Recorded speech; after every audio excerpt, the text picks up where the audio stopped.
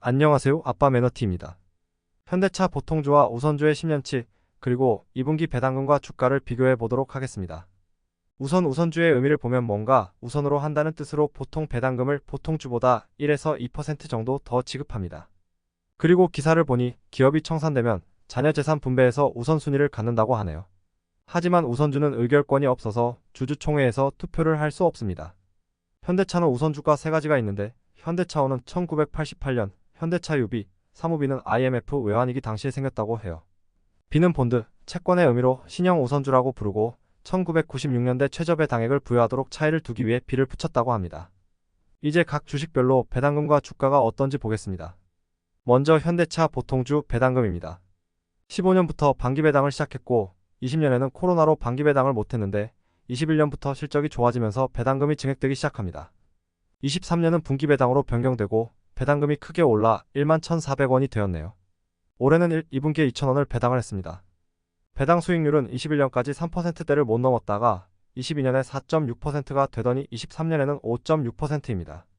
주가는 13년 이후로 자동차 시장이 경쟁이 심해지고 18년부터는 미중 무역 갈등까지 겹치면서 주가가 바닥을 쳤는데 20년에 코로나 이후로 제네시스, SUV, 전기차 등이 잘 팔리면서 주가는 꾸준히 올라서 25만원대까지 오게 됩니다. 현대차후입니다. 중간 배당 금액은 똑같고 보통주와 다른 것은 4분기 기말 배당에 50원씩 붙네요. 그래서 23년에는 11,450원이 됩니다. 주가 흐름은 비슷한데 조금 다른 것은 20에서 21년 사이에 주가 상승이 좀 덜하다는 것입니다. 이때 현대차가 실적이 개선될 때 배당금에는 큰 변화가 없어서 보통주가 더 많이 상승한 것 같네요. 배당 수익률은 23년 말 기준으로 10.1%입니다. 엄청나네요.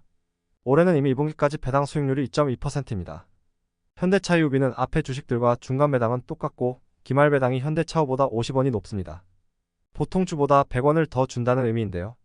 주가 흐름은 역시 앞에 주식들과 비슷하고 배당 수익률은 10.1%입니다.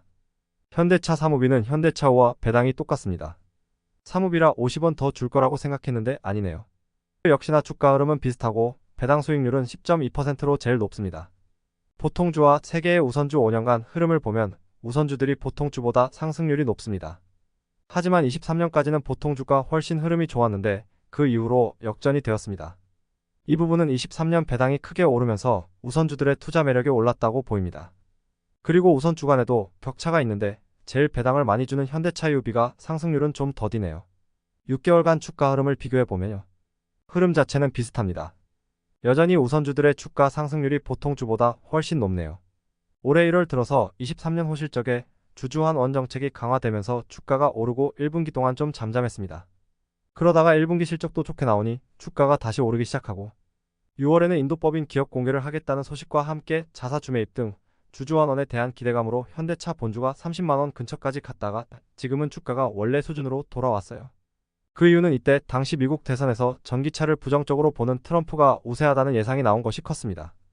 그러다가 8월 초, 9월 초에 미국 고용지표가 안 좋게 나오면서 주가가 크게 하락했는데 최근 GM과 협력한다는 기사로 주가가 다시 올랐습니다.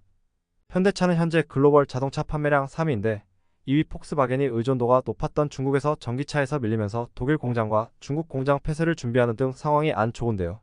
상대적으로 중국 의존도가 낮은 현대차가 이번에 치고 나갈 수도 있을 것 같습니다. 이런 대외적인 상황에서 GM과의 협력이 기대가 되는 부분이 있습니다. 오늘 준비한 내용은 여기까지고요. 저는 3분기 배당이 나올 때 다시 돌아오겠습니다. 시청해주셔서 감사합니다.